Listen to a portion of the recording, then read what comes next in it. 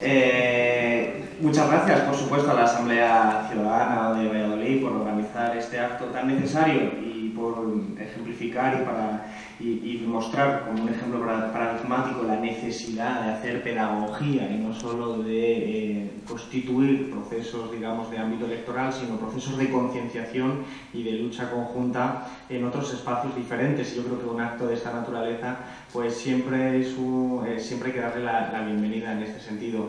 Disculparme también porque efectivamente a la 1 me tengo que marchar, pero en la medida de las posibilidades pues intentaremos volver a Valladolid todo lo necesario y todo lo posible para poder participar con vosotros y vosotras, y también pues manifestar mi solidaridad con la manifestación que hay ahora mismo a las 12 de afectados de la hepatitis C y que coincide en horario y que desgraciadamente pues no vamos a poder estar allí ni ellos estar aquí, pero que creo que responden a la misma lucha, al mismo tipo de batalla, porque este Tratado de Libre Comercio no es sencillamente una cuestión meramente coyuntural. Cuando hablamos del Tratado de Libre Comercio y vemos que Kuka lo ha desarrollado ahora mismo pues una cierta cronología de eventos similares, lo que asistimos es a un proyecto político. Es un proyecto político lo que estamos viendo, no es simplemente un tratado burocrático, es un proyecto político lo que está detrás, es un proyecto de constitución de un nuevo orden social, que se construye sobre los destrozos del modelo del Estado social construido en la Europa occidental después de la Segunda Guerra Mundial. Y ese nuevo orden social se está constituyendo poco a poco. Por eso nosotros, cuando hablamos desde Izquierda Unida de un proceso constituyente desde hace bastantes años, hablamos de la necesidad de entender que no se trata de elegir entre un proceso constituyente y quedarse como estábamos, que se trata de elegir entre diferentes tipos de procesos constituyentes, dado que el proceso constituyente de la derecha ya se inició hace muchos años, y que se trata de oponerle un proceso constituyente desde abajo, desde la mayoría social, desde las gentes trabajadoras, y que ese es el proceso constituyente político que tenemos que debatir, cuáles son las costuras, cuáles son las fórmulas y la arquitectura de lo que queremos constituir. No es ajeno este Tratado de Libre Comercio al proceso de constitucionalización de la Unión Europea. La Unión Europea no es la unión romántica de los pueblos de Europa, como nos han intentado hacer creer durante mucho tiempo en ese relato oficial y mitificado de lo que es la Unión Europea. La Unión Europea en realidad es una especie de encuentro de intereses egoístas de los grandes capitales financieros que han ido articulando una arquitectura institucional en su beneficio. Por eso hemos llegado a un estadio en el que está globalizada las finanzas, pero no está globalizada la fiscalidad, no están globalizados los derechos sociales, no está globalizada la política, en el sentido estricto de la palabra, pero sí está globalizada el dinero, como diría Eduardo Galeano. Al final acabamos constatando que el dinero es más libre que la gente, y ese es el diseño de la actual Unión Europea, que tiene además otras filosofías subyacentes. Hay un debate histórico de la antigua Grecia entre Protágoras y Sócrates, en el que Sócrates consideraba, un poco en la tradición de los antiguos griegos, que la política era algo que solo podían hacer aquellos que se habían entrenado en el arte de la política, que eran precisamente y coincidían con aquellos que tenían la capacidad de desarrollar la virtud como habilidad griega de los ciudadanos, y que coincidía también con los aristócratas, de tal forma que Sócrates, en esa perspectiva, entendía que la política solo la podían hacer unos pocos, que eran aquellos que habían dedicado tiempo suficiente a aprender de política. Protágoras tenía una visión diferente. Pensaba que la política era como el lenguaje, que todos nacemos con la capacidad para hablarlo, pero que podemos desarrollarlo de mejor o de peor manera. Ese debate que ya nos está señalando la diferencia entre si la política, que es una pregunta que tiene actualidad, una realidad evidentemente muy relevante. La pregunta es, ¿quién hace política? ¿Quién puede hacer política? ¿Quién está capacitado para hacer política? ¿Unos pocos o la mayoría de la población? La línea que va desde Sócrates, que pensar que es una élite la única que puede tomar decisiones, porque es la única capacitada para tomar decisiones, es la élite que es la línea que ha derivado en el liberalismo más clásico, que considera que, por ejemplo, hay ámbitos de la política, como puede ser la economía, que deben estar a salvo de vuestras decisiones, de vuestras opiniones. Esa es la línea tecnocrática, elitista, que procede del liberalismo, que siempre tiene miedo a la masa, que siempre tiene miedo al pueblo, que siempre tiene miedo a la gente cuando debate, porque considera que solo unos pocos son los capacitados para tomar decisiones. Por eso es muy fácil ver una línea entre gente como Sócrates, Aristóteles y María Dolores de Cospedal, salvando las distancias por el pobre Aristóteles.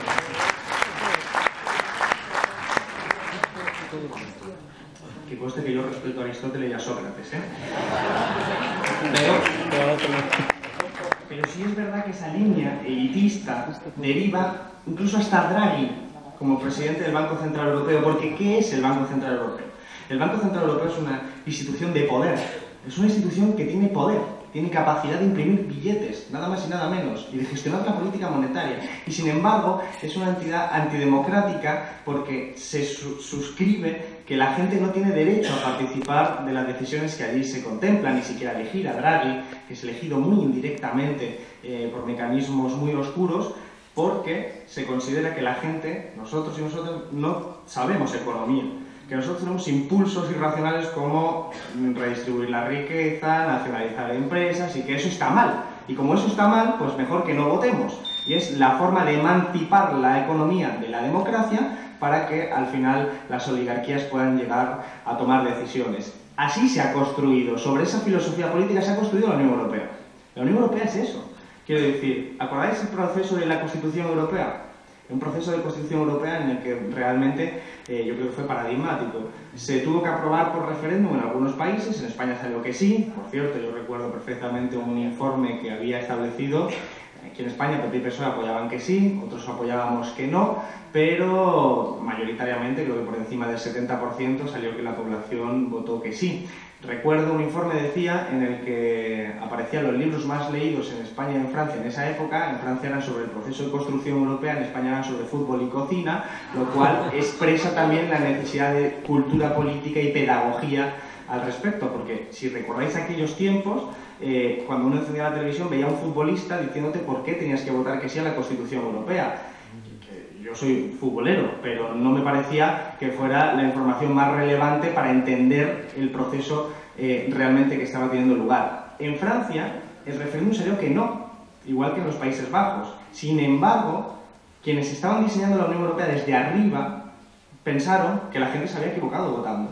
Que la gente se había equivocado votando y que por lo tanto había que aprobarlo por los parlamentos nacionales, huyendo, evitando de esa forma la decisión de la mayoría de la población. De esa forma se aprobaron los parlamentos nacionales. Y cuando llegó Irlanda, que tenía que aprobarlo por referéndum, también salió que no. Así que, como había que aprobarlo sí o sí por referéndum, desde las élites europeas se consideró que, como la gente se había vuelto a equivocar, había que repetir el referéndum.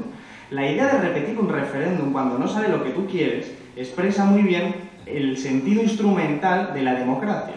La democracia solo les vale en la medida que salga lo que ellos quieren. Recordad que el ministro griego de hace unos años tuvo que dimitir por haber propuesto hacer un referéndum sobre la auditoría de la deuda griega y le pusieron a un tecnócrata. Esa realidad es la de la construcción de esta Unión Europea. Por lo tanto, es una visión de la política elitista, que ya estaba, en lo que ha dicho Cuca, en el AMI. Cuando nosotros protestábamos con el AMI, nos manifestábamos contra el Acuerdo Multilateral de Inversiones, era una forma de representar ese proceso de desdemocratización, de arrancar la economía de la democracia, arrancar la economía, emanciparla para que la gente normal pues vote, pero no tenga capacidad de influencia sobre las decisiones concretas, dándole de ese modo la razón a los anarquistas que decían que si votar sirviera de algo no nos dejarían votar. Pues el tablero de juego que están creando es esencialmente ese, el de emancipar de la democracia determinados sectores, como puede ser el de la economía, para que votes lo que votes, al final te lo tragas todo. Y lo que te tragas todo es un nuevo orden social. Y en ese orden social influye mucho el diseño económico de la Unión Europea. Cuando nosotros entramos en la Unión Europea en el año 86, un año de diferencia junto con Portugal y Grecia, nosotros venimos de dictaduras militares, desarrollo tecnológico bajo, en comparación con Alemania, por ejemplo. Y en ese sentido, la Unión Europea se construye en torno a la ventaja comparativa de Adam Smith y se nos dice que cada país cada economía tiene que hacer lo que mejor sepa hacer. Y como Alemania estaba más desarrollada, pues a los países de la periferia del sur les tocaba hacer otro tipo de actividad productiva. Así que miraron a España y dijeron, a ver, ¿qué sabéis hacer? Sol, playa, está claro lo que os toca. Desindustrializaros, haceros más dependiente, fomentar determinados sectores de bajo valor añadido y además, bueno, os compensaremos con fondos estructurales para infraestructuras que permitirán que los productos alemanes de exportación lleguen a todas partes del territorio español, griego y portugués. Y en ese diseño de repartirse las cartas, evidentemente hay una parte de Europa que es la periferia, que sale con un carácter absolutamente dependiente, absolutamente periférico. Ese es el relato de lo que se está agudizando ahora mismo cuando nos dicen que las políticas de austeridad son la salida a la crisis. Son fundamentalmente instrumentos para agudizar este carácter periférico, agudizar este carácter dependiente. España tiene unas exportaciones de alto valor añadido de en torno al 4%, Grecia del 1% y Alemania del 12%. Es decir, lo que falla en la economía española y griega es su estructura productiva.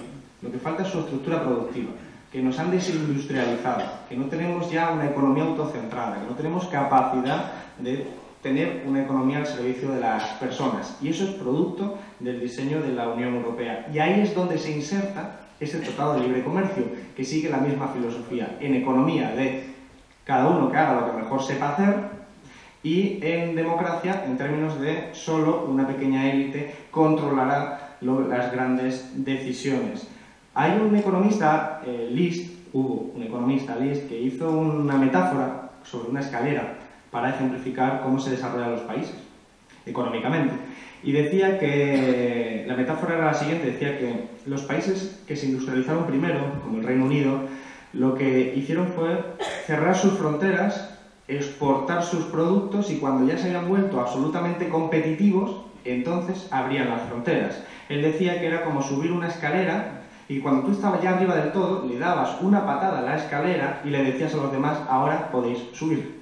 Esa era la forma en la que el desarrollo económico ha funcionado, porque frente a la tesis de que el libre mercado promueve el desarrollo de los países y de las economías de los países más atrasados, lo cierto es que todas las tesis económicas demuestran que países como el Reino Unido o los propios Estados Unidos se desarrollaron siguiendo absolutamente las normas contrarias. Absolutamente la norma contraria, que es protegiendo sus industrias, generando tejido industrial autocentrado, y de esa forma, cuando ya fueron competitivos, fueron cuando se pusieron abanderados del libre comercio, que es abrir vuestras fronteras, que os voy a penetrar directamente con todos mis productos, que son muchos más competitivos. Era una metáfora.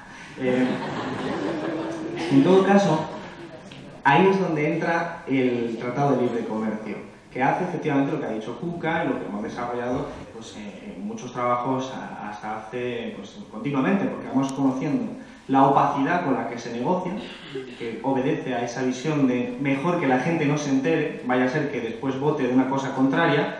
Por eso hay que estar de enhorabuena con el caso griego, hay que estar de enhorabuena porque ya han manifestado que no van a ratificar este tratado y que por lo tanto pues ya tiene los días contados, salvo que, y hay que esperarlo, alguna treta o estratagema como la de aprobarla pues por el protectorado alemán en forma de, digamos, sentido original griego. Esto no es broma. El rescate bancario en España no se votó en el Parlamento español. Yo no lo voté, yo soy diputado en el Congreso. Yo no voté el referéndum, el memorándum español de rescate bancario no se votó en España, se votó en Alemania. Y se votó en Alemania precisamente porque era un rescate a los bancos alemanes. Pero era una forma de ejemplificar que nosotros no mandábamos, sino que efectivamente las decisiones se tomaban en otro espacio. Pues es ahí donde el Tratado de Libre Comercio entra como ese orden social. Le podemos llamar neofeudalismo, le podemos llamar proceso de chinarización, le hemos puesto determinados nombres a este proceso, pero sin duda obedece a la construcción de un nuevo orden social, y es un orden social que destruye el Estado social. Destruye el Estado social porque para que el capitalismo ahora mismo sobreviva en un entorno globalizado, financiarizado y altamente competitivo, que ya no es el del final de la Segunda Guerra Mundial, donde África no tenía ningún papel, Asia tampoco, América Latina muy limitado, económicamente hablando, sino que ahora hay un entorno de globalización y competitividad absolutamente desenfrenado. Y en ese contexto el capitalismo occidental solo puede sobrevivir saqueando las conquistas sociales precedentes, que son la educación pública, la sanidad pública, los regímenes fiscales y, evidentemente, y sobre todas las cosas, la negociación colectiva y los derechos laborales. Y es ahí donde ataca el Tratado de Libre Comercio, estandarizando las regulaciones a la baja y permitiendo que opere la competición fiscal, permitiendo que opere, efectivamente, procesos que ya están operando, pero que se van a agudizar.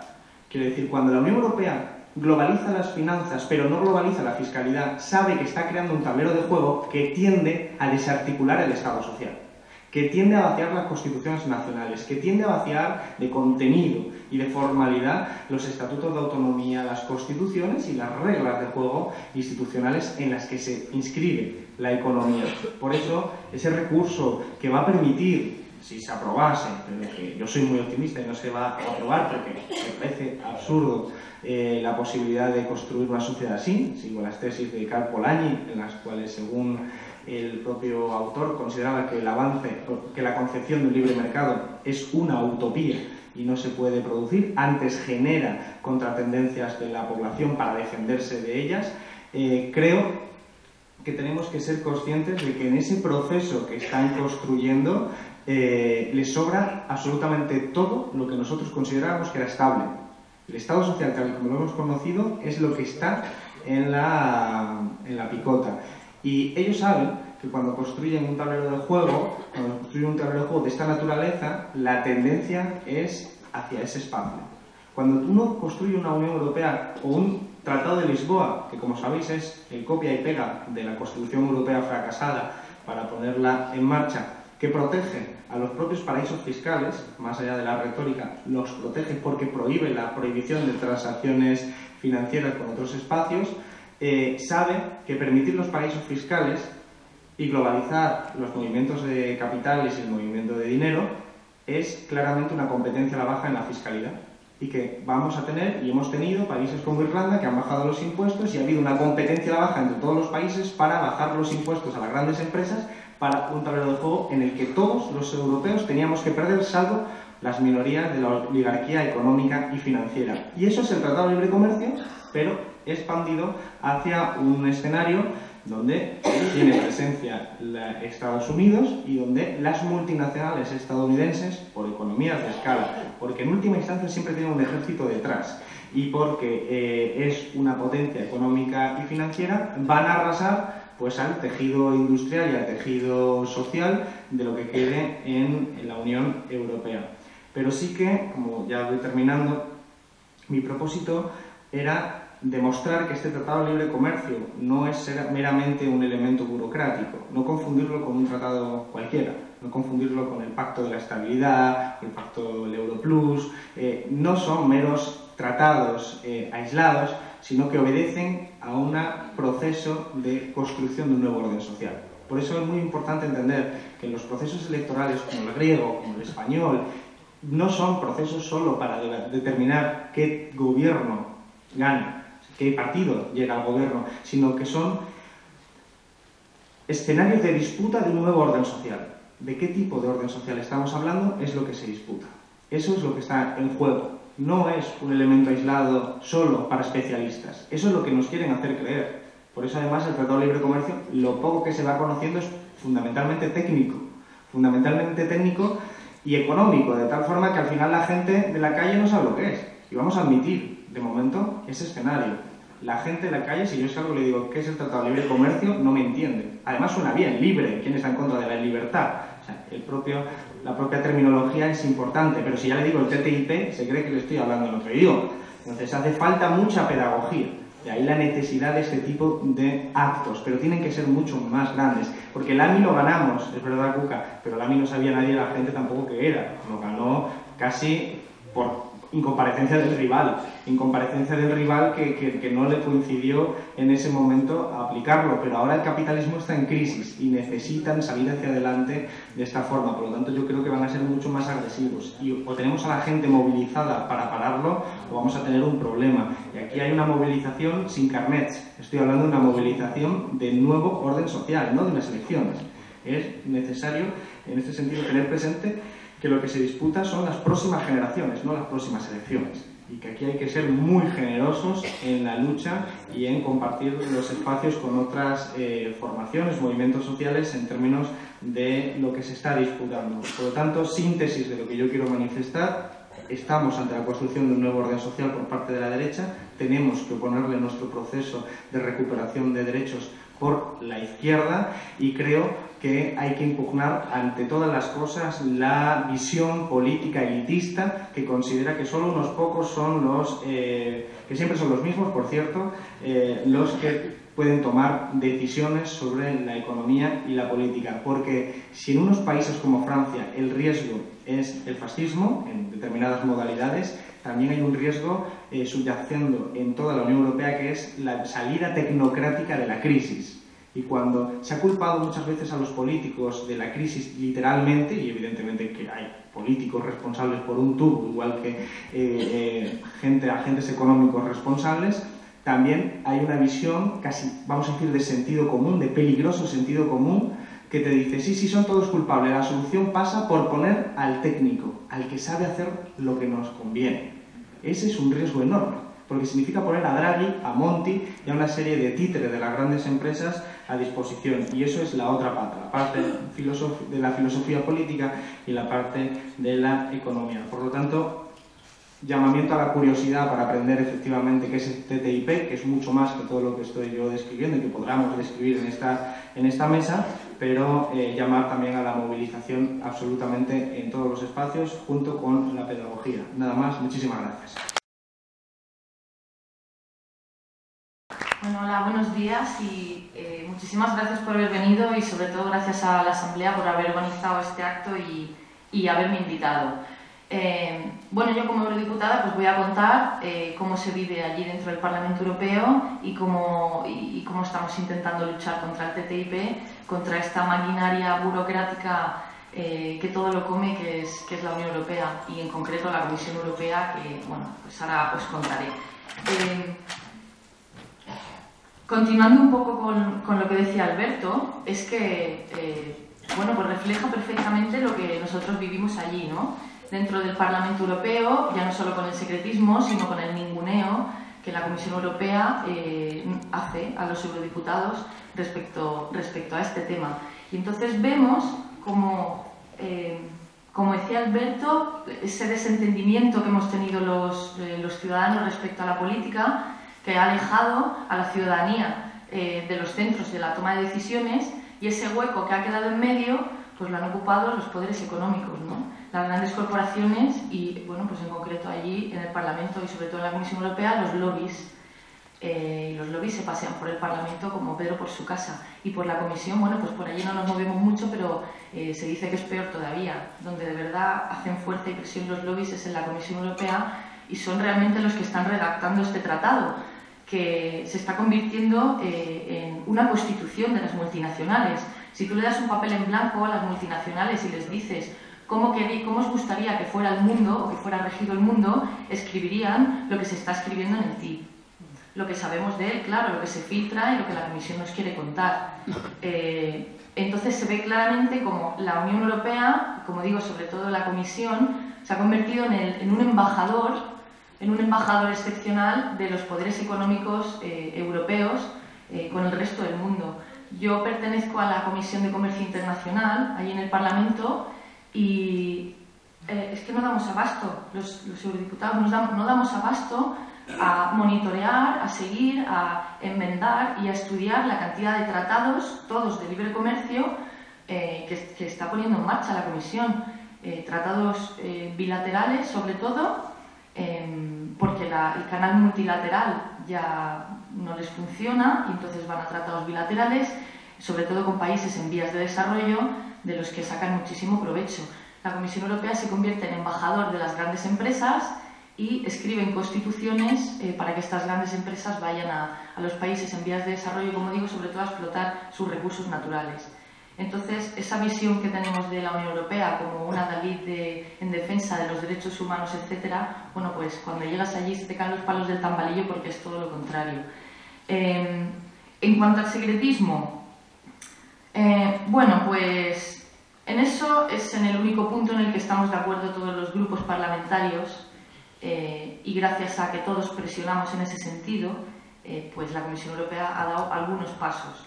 Pero estos pasos, vamos, son bastante ridículos, aunque se les llene la boca de decirlo.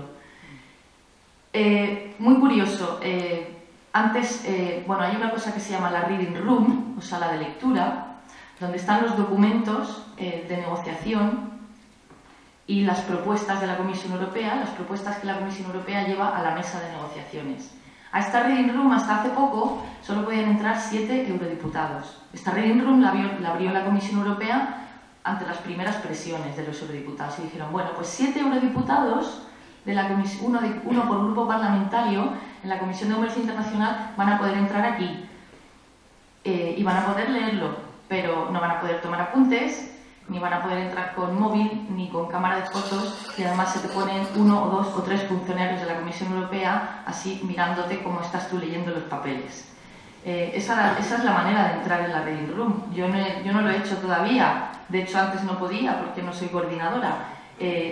Bueno, pues a partir de tantas presiones que ha tenido la comisaria, esta nueva sobre todo, pues llegó en enero, toda generosa ella, y dijo, bueno, venga, pues la Reading Room la voy a abrir a todos los diputados. Vais a poder entrar los que queráis, en las mismas condiciones, por supuesto. Cuando sales de ahí no puedes contar nada, porque son documentos restringidos. ¿De qué sirve que yo entre y sepa y lea lo que hay ahí si yo no puedo salir y contarlo? Porque he firmado una cláusula de confidencialidad. Es una auténtica barbaridad. Ahí es donde está de verdad la afrenta a la democracia, ¿no? Que se esté negociando un tratado que nos va a afectar absolutamente a todos los aspectos de nuestra vida, en toda la Unión Europea y en todos los niveles de gobierno, y que es un vaciamiento de soberanía, pero en todos los niveles de gobierno, incluso en un ayuntamiento, en una comunidad autónoma, va a haber limitada su capacidad legislativa y de propuesta legislativa y de legislar para proteger a sus ciudadanos, porque vendrán las empresas detrás y entonces nos meterán una demanda, como decía Cuca, a través del ISDS. Y tendremos que pagar indemnizaciones con dinero público. Es una constitución de las multinacionales eso, se hace lo que yo digo o me pagas. Por un lado o por otro os voy a sacar el dinero. O como consumidores, o me pagáis una indemnización por no poder ser consumidores como yo quiero que seáis. Así que bueno, pues ahora todos podemos entrar en la Reading Room, pero para pedir esa solicitud pues es una carrera de obstáculos, es como una olimpiada burocrática. Y además entras en una lista de espera, etcétera, etcétera. Bueno, nosotros por supuesto que lo vamos a pedir y contaremos todo lo que podamos. Pero no sirve de mucho tampoco entrar en esa Reading Room, porque lo curioso es que ahí no están los documentos que se llaman consolidados, que son los documentos que han salido ya de la mesa de negociaciones, que se supone que es lo que va a formar parte del TIP. Es lo que ya está escrito y que va a formar parte del TIP, que es lo que ha negociado Estados Unidos con la Comisión Europea. Esos no los puede ver nadie. Entonces, ¿a mí de qué me sirve ver las propuestas de la Comisión Europea? Con tanta presión, tanto de los diputados como de la sociedad civil, la Comisión Europea, pues hace unas 3 semanas o así, cuelga en su página web la posición de ellos ante la mesa de negociaciones. Y entonces, pues yo me voy corriendo a verlo. A ver, venga, a ver qué es lo que han publicado. Bueno, pues han publicado unos papelitos así, que son monotemáticos, por ejemplo, sobre las reglas de origen, y en una cara de un folio ya nos explica cuál es la posición de la Comisión Europea, que además parece el cuento de Heidi, porque aquí es todo el rato, no os preocupéis porque nada se va a tocar, no se va a tocar nada, vamos a tener seguros que la protección del consumidor, todo el rato protección del consumidor, protección de nuestros derechos, no dice absolutamente nada. Esto es sobre el ISDS. Esto es lo que explican ellos del ISDS. Una cara y media. Nos toman por imbéciles. Porque es que aquí además no pone nada. Aquí además no pone nada. Es, como digo, un cuento de Heidi. Es todo precioso, es monísimo. Con colorines. Esto lo ves en la página web, son todo colorines. Como si fuera para niños. Al final, pues lo que demuestran es que tienen muchísimo miedo. Y todo este secretismo es para que no nos enteremos, lógicamente, de lo que están tramando. Porque si todos nos enteramos, todos nos oponemos. Cuanto más conocimiento hay sobre el TTIP, más oposición hay. Y es normal, porque es que, como digo, es un ataque al ciudadano, como trabajador, como consumidor, un ataque al medio ambiente y, lo más peligroso de todo, el vaciamiento de soberanía, el ataque a las democracias. que podría llegar un día que diese igual a quién votásemos, porque no nos iban a mover, porque un partido u otro en cualquier nivel de gobierno no podría hacer lo que el mandato que le hubieran dado a sus votantes. No podría hacerlo. Tienes el ISDS, tienes el Consejo de Cooperación Reguladora, que te va a decir si vas bien o si vas mal. Y si vas mal, te meto una demanda y me pagas con dinero público lo que yo dejé de ganar. Así que esa es la auténtica barbaridad. Tenemos además la suerte de que el jefe de negociadores por la parte europea es un español que se llama Ignacio García Bercero, bueno, que ya nos conocemos, cuando nos cruzamos por ahí pues nos echamos miradas matadoras, porque sabe que soy muy activa contra esto, y bueno, este hombre de vez en cuando viene a hacer alguna audiencia a la Comisión de Comercio Internacional y nunca responde nada. De hecho, antes de ayer, el miércoles, tuvimos una audiencia allí en Estrasburgo con él.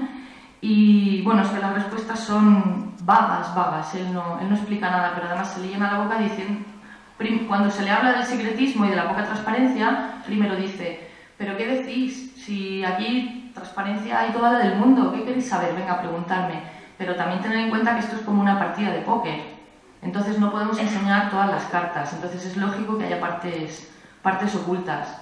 Pero esas partes ocultas es donde está la afrenta a la democracia. Este hombre ha estado 1 año y medio trabajando, sentándose en la mesa a negociar con Estados Unidos bajo un mandato que le dio el Consejo, un mandato que ha sido secreto durante 1 año y medio. Entonces este hombre manejaba por detrás durante 1 año y medio bajo un mandato que era secreto para la ciudadanía y para el Parlamento Europeo. Sí que es verdad que fue filtrado y lo conocimos antes, pero por una filtración, pero porque siempre hay algún funcionario ahí en medio que tiene un poco de cabeza, que tiene 2 dedos de frente y coge y lo filtra para que haya movimiento sobre esto, sobre todo. Pero si no, nada. Bueno, este hombre le envió una carta a su homólogo estadounidense el año pasado, que fue filtrada también, y en esa carta le decía que no se preocupara. Resulta que los americanos están muy preocupados porque aquí en Europa está empezando a haber movimiento social contra el TTIP y está empezando a salir un poco la agenda a la palestra, ¿no? Y a la agenda pública de debate y todo eso, sobre todo en los países del centro de Europa, y los americanos estaban preocupados porque saben que la movilización ciudadana es muy peligrosa para el TTIP. Y este hombre le decía, no te preocupes porque yo voy a hacer que los documentos de las negociaciones sean secretos durante 30 años. Después de la ratificación del TTIP. Entonces yo no me quiero imaginar qué pone en esos papeles para que quieran que sean secretos durante 30 años después. ¿Qué están tramando? Eso no es una negociación, eso es una trama. Eso es una trama, totalmente. Hablando de nuestro gobierno y de la postura de nuestro gobierno, ya veis que aquí Rajoy, bueno, yo creo que Alberto sabe bastante de eso, que no quieren que se hable en el Congreso, ¿no? El TTIP es una cosa que no... es como si no fuera importante, pero para este gobierno sí que es muy importante. Es tan importante que ya le han mandado varias cartas a la Comisión Europea. Una de ellas, 2 el año pasado, filtradas también, una de ellas pedía la celeridad a la Comisión Europea. Le pedía que se dieran prisa ya porque la gente se está moviendo y que por favor que avancen en las negociaciones, que esto hay que firmarlo ya. Y luego otra carta pidiendo que el ISDS estuviera incluido sí o sí dentro del TTIP. Este mecanismo de arbitraje de diferencias entre inversores y estados. Que por cierto, solamente el planteamiento de esa idea, eso es una auténtica barbaridad. Como tú puedes equiparar a estados con fondos de inversión, corporaciones, empresas o lo que te dé la gana. No hay nada comparable a un estado. No es lo mismo, no tiene los mismos objetivos ni la misma legitimidad. Entonces el simple hecho de plantear que puede haber una disputa entre una corporación y un estado, pues ya de por sí es una auténtica barbaridad. Pero es que encima te sales del sistema judicial legítimo y de los países, es que no te fías de ellos. O sea, son los mismos estados ahora mismo, el Consejo Europeo, el que no se fía de su propio sistema judicial, que tiene que inventar uno paralelo, privado aparte y secreto, en donde dirimir esas cuestiones. Porque no vas a los juzgados ordinarios, es que no te fías de tu propia justicia. Europa no se fía de la justicia norteamericana y viceversa. Entonces, todo eso hay que decirlo.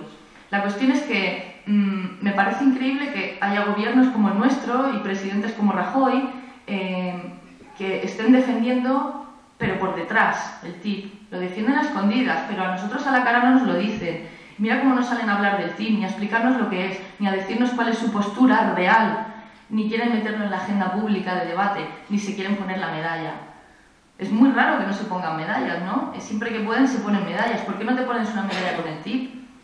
Porque sabes que no lo queremos, porque sabes que es una auténtica barbaridad y además es un acto de traición lo que están haciendo a su pueblo, porque están vendiendo la soberanía y el mandato que tienen no es ese. Hace también 3 semanas o así salió los resultados de una consulta que hizo la Comisión Europea, en concreto sobre el ISDS. Entonces, durante varios meses del 2014, online, quien quisiera podía hacer esta consulta y han sido consultadas casi 150.000 personas, que es bastante. Aquí han participado personas de forma individual, pero han participado gente que pertenece a ONGs, gente que pertenece, representantes de grandes compañías, de los lobbies, gente del mundo universitario y gente del mundo judicial.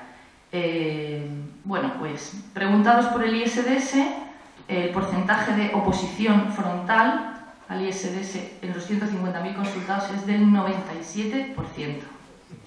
97%. Yo creo que queda bastante claro, ¿no? Bueno, pues la audiencia allí en el Parlamento Europeo, donde fue la Comisión Europea a presentar los resultados, pues es que sales de allí y sales que te tiras de los pelos. El de la Comisión Europea se pone a dar los resultados y entonces dice que, bueno, pues que está claro que el ISDS no crea muchas simpatías, que habrá que buscar la manera de modificarlo, rebajarlo, descafeinarlo, al fin y al cabo, hasta que nos guste y hasta que no haya esa oposición tan frontal. Es decir, en ningún momento se plantea, o sea, con un 97% de gente en contra del ISDS, lo que tienes que hacer es retirarlo y punto.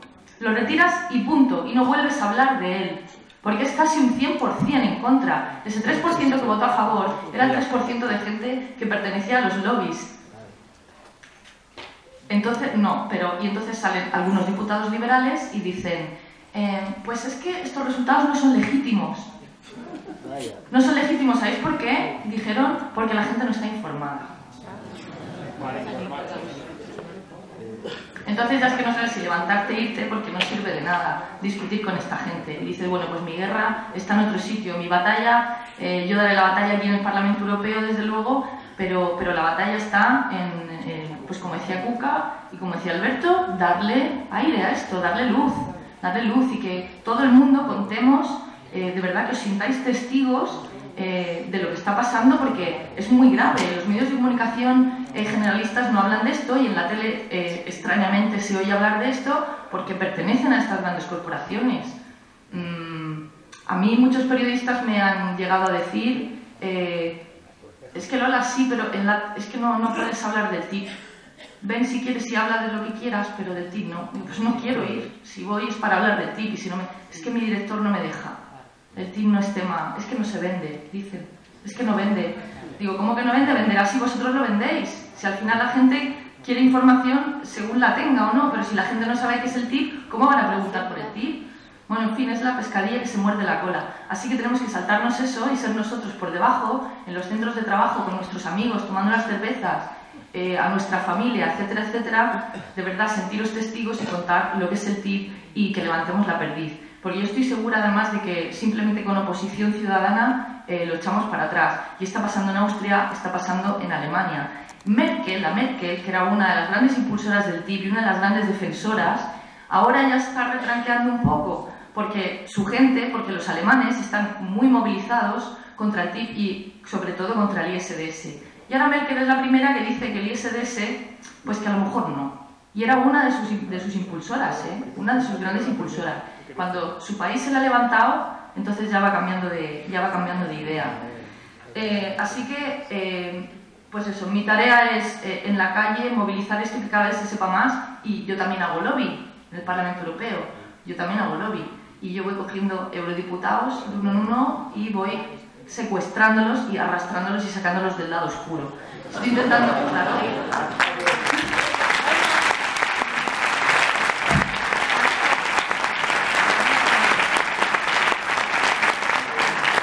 Y para parar el TTIP es importante la calle.